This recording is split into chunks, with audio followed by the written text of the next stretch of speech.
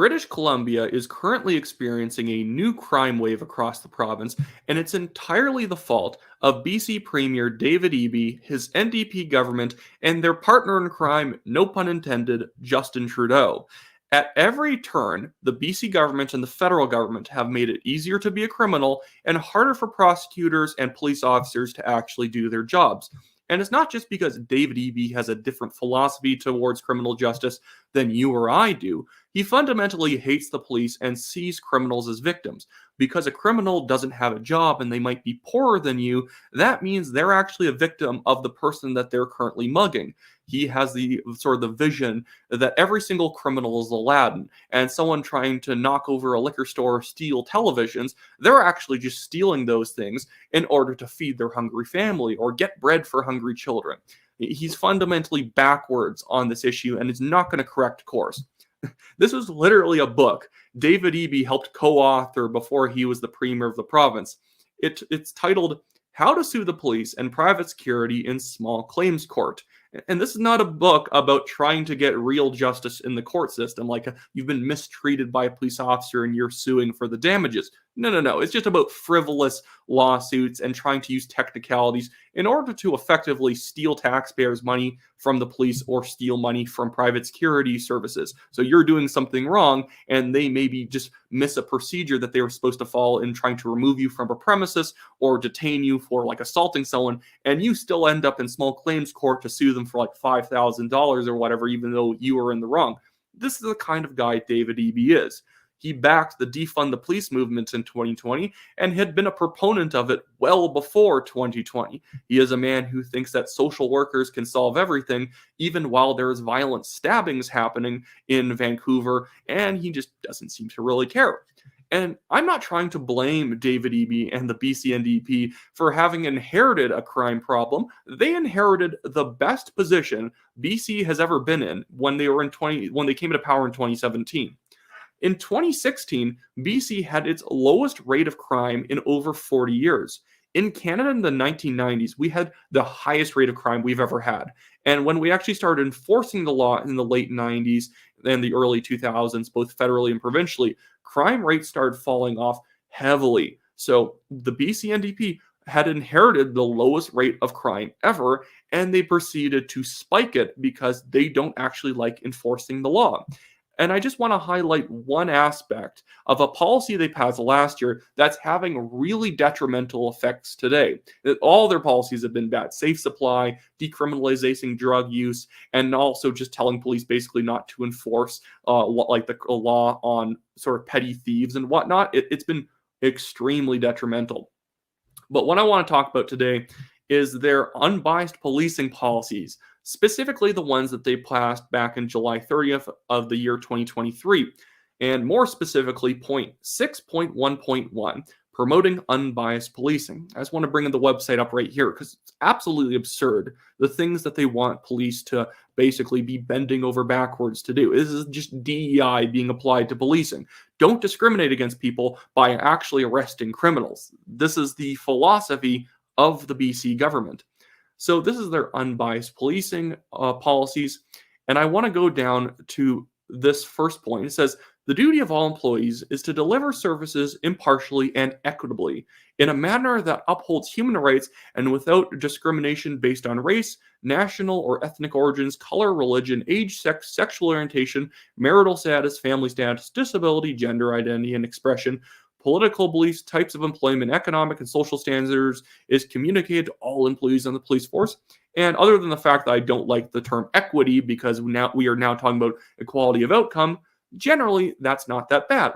But I want to scroll down a little bit farther to show you actually how they see this being actually being enforced or applied. So it says policy framework to support equitable policing.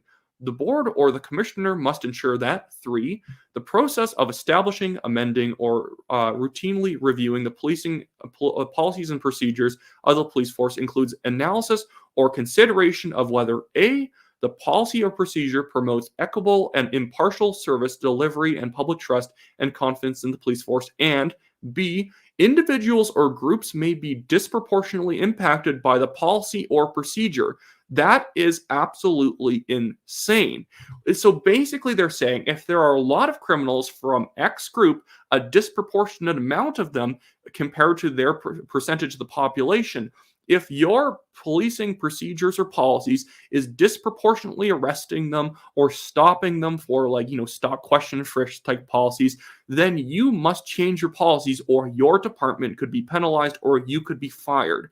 So, if there's a lot of criminals from X group and they are maybe 10% of the population, but they are committing 35% of the thefts in a certain area, if you are applying policies, procedures, and laws on them by a 30% margin because they are 30% of the criminals, you are disproportionately discriminating against that group.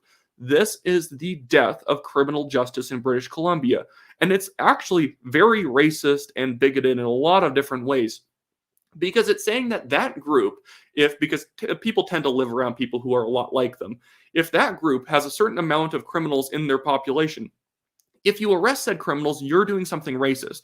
That, in fact, is the most racist thing I've ever heard. That X group, just random group, must live around more criminals because it would be racist to arrest them. So they get to live with more criminality, with more drug use, with more theft, destroying their community because the government just says, you guys get to live with it because we've determined that it's like part of your culture to have a lot of criminals around. And it's not just a failure of the government to not enforce the law like heavily enough in those areas.